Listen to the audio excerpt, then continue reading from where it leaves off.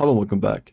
In this video we will talk about the new unique belt, Bound Fate, and its potential uses.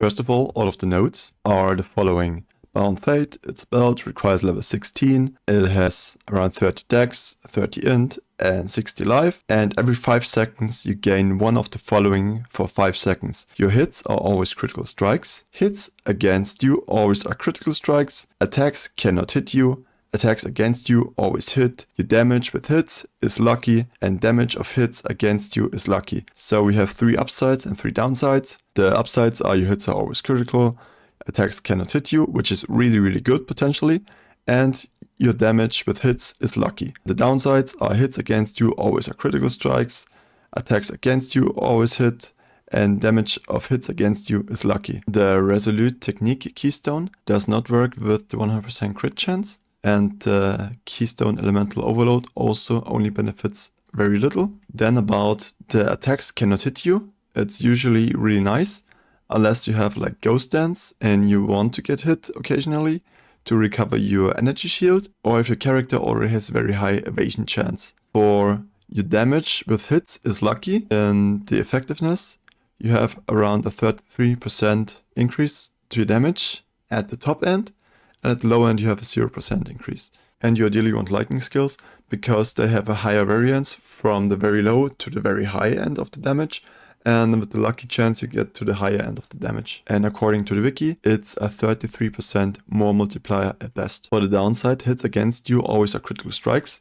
You could get the Breastdome Gladiator Plate, which has take no extra damage from critical strikes. Or you take Viridi's Veil with 1 magic ring in your left socket, and that way you negate the extra damage from crits, and also enemies hitting you are unlucky. Lucky and unlucky modifiers affecting the same thing will cancel each other out. Therefore, the Viridi's Veil and 1 magic ring is really nice with this belt and probably one of the most used cases. One method to benefit from hits against you always are critical strikes is with Chaos Inoculation. Maximum life is only 1, and then if you get crit, it's usually based on your maximum life. So even very small hits get you stunned.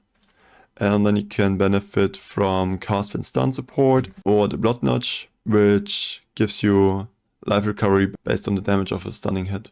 For example, if you have a build that uses Iron Reflexes, then you always get hit 100% of the time, and therefore it's not really a downside if you have attacks against you always hit. Another method is to use the Unwavering Stance. Then you cannot evade enemy attacks, but you also cannot get stunned, so it doesn't work with Blood Notch and Cast and Stun. And if you don't use the Cast and Stun or the Blood Notch, then you just take the Unwavering Stance, and it's way cheaper and easy to avoid stuns. Another less effective node is Wind Dancer, because then you get the 20% less damage taken if you haven't been hit by an attack recently. With the belt, you won't be hit for 5 seconds, and recently only applies for 4 seconds.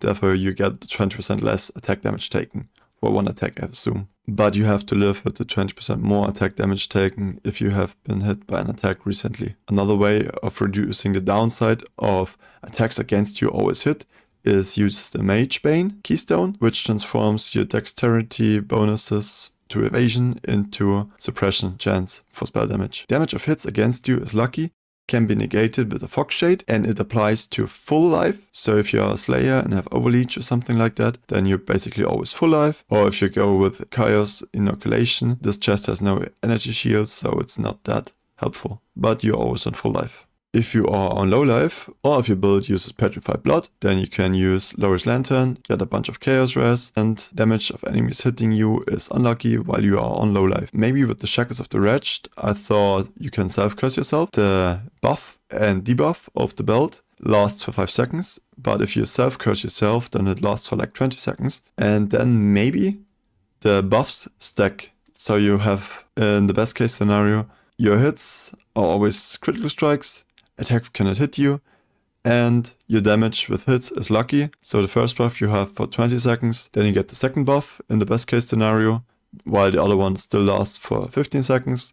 Then you get the third buff, then the first buff is at 10 seconds. Then you get debuffs if they do not stack, if they cycle through randomly, and they can basically refresh themselves. Then you have a great time in the best case scenario. But on average, you get one of either the debuffs or buffs every 30 seconds. And it's possible that if you have temp chains on yourself, that the 5-second cycle is prolonged until the buff expired completely. And maybe you can use Solstice Vigil or on the passive tree with increased duration of your stuff. And one method of using a belt maybe is you cycle until you get the text cannot hit you, then you self-curse yourself, and then you fight a boss that has mainly attack mods, and then you are like immortal for 5 to 20 seconds or however long the self-curse lasts. The Balance of Terror unique jewel also has a mod for Enfeeble. Take no extra damage from critical strikes if you have cast Enfeeble in the past 10 seconds. It usually is expensive, and also you need to use Enfeeble every 10 seconds, which might be a bit annoying or more annoying than the other solutions, because this solution is less permanent. Another idea I had was reduced duration stacking maybe. Mechanics that were used for Sigil Walls with the bird from Bestiary and Feral's Fur, which gives you power charges and frenzy charges. Then if you want to mod the increases or the buffs with your path of building, you can put in your damage with hits is lucky and 5000% increased critical strike chance. 2/6 of the chances are damage buffs, the 2 above. 1/3 of the buffs or effects is increasing your damage. And if you type that in to the path of building, into modifiers, then you actually have only 1/3 of the damage increase that you have as a difference. For example, you have 10 million damage, turns into 3.3 million damage difference when the buff is up, or the correct ones. And you only have the buff up for 10 out of 30 seconds on average. So that's 1/3 again. So if you have a 10 million damage difference, it's only a 1.1 million damage difference. Actually, it's 1/9 of the shown damage difference is actually translated into real damage. The too long didn't read or didn't watch version is you want a build that can utilize crit but isn't fully specced into crit, like Cast on Crit or Power Charge Stacker, which reaches the crit cap very easily and wants to crit all the time and not only for 5 out of 30 seconds.